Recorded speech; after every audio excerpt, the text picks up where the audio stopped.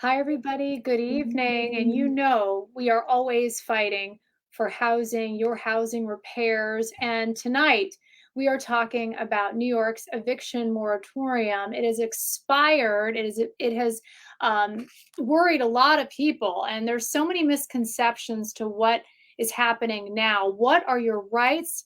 Are you afraid of being evicted? What can you do? We always have a lawyer ready to answer your questions. And tonight, I want you to be able to write them down right now. Send us your questions. We can ask a lawyer live what your concerns are. Do you have a question? Do you have a burning desire? Ask it right now because, again, New York has lifted its moratorium on evictions. And that is really scaring a lot of people. We haven't seen the lines in court, but that's because it's all virtual. So again, not seen, but it's happening. So what are your rights? Now let's hear from our new mayor, Eric Adams. So many New Yorkers have been hit hard during the pandemic.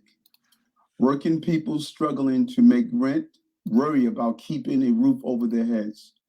This Saturday, January 15th, the New York State government's eviction moratorium is set to end, putting many New Yorkers at risk of being evicted from their homes. I want you to know that New York City government is here to protect you. We need the federal government to step up and help keep New Yorkers in their homes. That's why I am echoing our colleagues in Albany and our congressional delegation and urging an immediate increase in federal aid for rental relief. Today, New York City is launching a citywide campaign to make sure New Yorkers know their rights. I want every New Yorker to know three things. One, lockouts are illegal. All tenants have the right to stay in their homes, regardless of immigration status or residence type. If you are experiencing a lockout, call 911 and 311 and ask for the Tenant Helpline. Two, every New Yorker has the right to legal counsel for free, regardless of immigration status or zip code. Call 311 and ask for a right to counsel. Three, urge all New Yorkers who need rent relief to apply for the Emergency Rental Assistance Program through the state website. The city is here for you. Know your rights, protect yourself against eviction. Thank you. And that was our new mayor, Eric Adams. This clip was from January 13th, just 2 days before the moratorium expired. Joining us now is Tashana Golden. Tashana, thank you so much for joining us. She's a housing specialist with 8 years of housing litigation experience. We're so glad you're here. So many people are chiming in right now. Don't forget to ask your question because we are watching right now. My producers are watching right now. We'll ask your questions live. But first, I think it's really important to say, can they lock you out? So thank you for having me first and foremost. But the answer to that question is no. You cannot be locked out of your apartment without process. So, it's been 2 years pretty much since evictions have been stayed. There have been some evictions that have happened over the last 2 years, but the majority of evictions have been paused because of the pandemic. That still continues to this day. Yeah, But I have to say, Reese Hightower is chiming, and so many people are watching. Hi, Richard. Hi, Amanda. Hi, Charles, everybody. Reese, I want to ask her, how can you get away with not paying your rent? Did these landlords receive something from the state or the city? Are they getting help? well, so here's the thing. What is right now there is a program called ERAC that is a federal funded program that allows for payment of rental arrears. Um, the both the landlord and the tenant have to participate, have to provide documentation in order to complete the ERAP application, but thousands of dollars have been paid out already. We've had their clients, there is no cap. It's unlike a one-shot deal. If people are familiar with that, where that's a loan. The EBAP money is grants, and so yes, landlords have been paid lots and lots of money for unpaid rent. during the time, during the COVID period. That's really good to know because we have so many people, chiming in about like, hey, why aren't people paying rent? What about these landlords? The landlords have been paid by the government. So again, we need assistance. A lot of renters right now need assistance because they've lost their jobs, they've suffered through COVID. So we're really talking to a lot of families in New York City that are struggling to make the rent and are fearful of eviction. So what rights do tenants have now? So again, tenants have a right not to be locked out, right? If a tenant had a housing court case before the pandemic, I think that they should contact their attorney if they have one, and if not, contact the court to figure out what the status is, because those people are more likely to, be in an eviction posture, right? Because they could have had a judgment or something like that. But if they've never been in housing court before and have just fallen behind during the pandemic, then they have the right to due process. They have to actually go to court, have a hearing to make a determination as to whether or not they can be evicted. And only a judge can make that final determination to grant a judgment of possession, which will lead to an actual eviction. What can renters do to protect themselves right now? Well, what they can do, if they're behind in rent, they should be applying for ERAP funds. The ERAP application is still open. Mayor Adams asked for additional funding from the federal government. As of now, they're still taking applications. They also, at one point, if you were applying for a one-shot deal, you had to have applied for an ERAP application. It's my understanding that you can do both simultaneously at this point. So you can apply for ERAP and a one-shot deal at the same time. I'm not really sure how the process is going to be as far as determining who pays what, but those are ways to sort of help make the landlord whole if money is outstanding. And I love that we were showing what the application looks like. It doesn't look like an extensive application. It looks like it's pretty easy to fill out online, which is great. Is there enough money for everyone who fell behind rent to apply for that? Well, I mean, I can't speak to whether or not there's enough money, but the portal is still open, and so the eventually the money will dry up, I imagine, but there are other ways to obtain funds.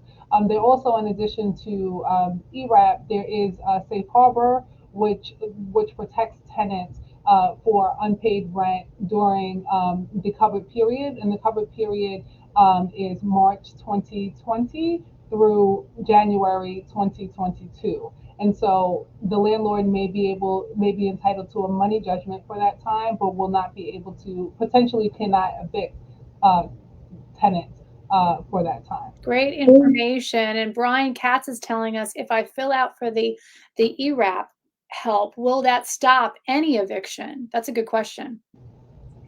Well, if you apply for ERAP right now, if your case is in court, then it will stay, it'll move over to the ERAP calendar. So it'll pause everything until there's a determination.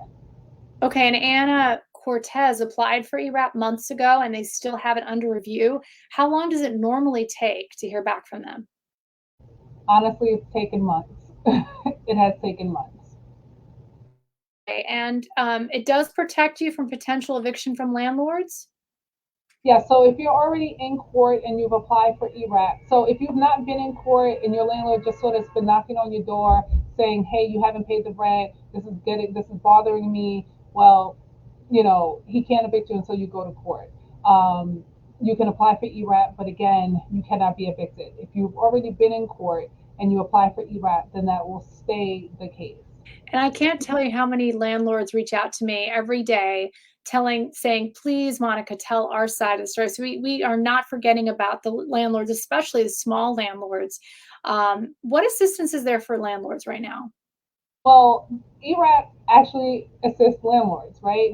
This money goes directly to the landlord's pockets in an attempt to make them whole, right? So the landlord should be willing to participate in this program because they stand to get the money. The COVID-19 Emergency Eviction and Foreclosure Act helped, I think, with respect to foreclosure, estate foreclosure, so that helped landlords as well. That has expired. CIFA has expired as well. I am more of a tenant side attorney, so I can't speak to like any specific legislation aside from CIFA, but I know certainly ERAP is helpful and beneficial for them as well. What about foreclosure on homes? So many people are afraid of losing their home. What does this eviction moratorium expiration mean for people who are possibly facing foreclosure? Well, what the eviction moratorium doesn't impact that per se, but the COVID-19 Emergency Eviction and Foreclosure Act, I just say CEFA, so I have to look down at it all. It did stay foreclosures as well. And it has now, the legislation has expired, so I imagine that foreclosures will start again. But that process is a lot slower, obviously, than an eviction proceeding. What can you tell, just a few things you can tell someone who might be watching who's afraid of losing their home right now? What would you tell them? I would tell them certainly you can reach out to legal service providers like my own. Even though our client base is low income New Yorkers, for foreclosure we have a higher cap, and we could certainly at the very least provide advice. And so if you're afraid, if you don't know where you are, reach out to counsel and figure out what, if any steps can be taken to help save your property. Well, definitely, how to reach you. And a lot of people are talking tonight. Yeah, we're getting so many comments. One that I've seen a couple of times, I just want to make sure I read it correctly, is coming through. I've seen it from Michael, and I've also seen it here from Nathaniel, who asks, what happens to landlords for all of the months that ERAP is being processed? Well, when ERAP is being processed, they're taking into account the processing time, right? So I've seen payments made for covered periods plus the current month, similar to that which happens when people get one-shot deals. So I believe that they are taking into consideration eligibility, like the covered periods, and paying to current. And a quick follow-up from Michael is anybody actually getting ineligible, or does anybody get not approved by the ERAP program? I have seen denials, yes. A quick question from someone. Tracy says, what if my landlord doesn't want to accept the ERAP funds? Is that possible? Well, yes, the landlord can say that they don't want to accept it. They're not going to participate. But what happens is failure to participate, to cooperate, likens it to a waiver of that money. That you can report your landlord. And again, what's the agency that you can report them to? Well, it's not a question of reporting them, but so for example, if you're in housing court and you have a case and you say, okay, I applied for ERAP and the landlord just refuses to participate, then you can say, well, then the money judgment that they're asking for, they essentially have waived this because they could have gotten this money from ERAP, but they didn't participate, right? And so so they're not allowed to sort of have this money judgment against you. You may, in turn, in the end, end up, the truth of the matter is some people will have to move, but this process will save the homes for many people. Got it. Why would someone get disqualified from ERAP? The couple of cases that I've seen, the person the income was still relatively high, and I imagine that was part of the analysis.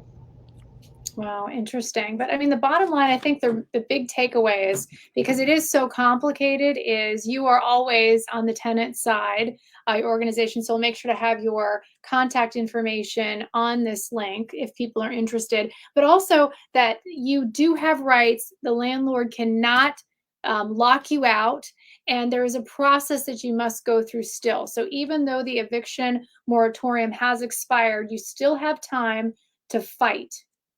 Yep, absolutely.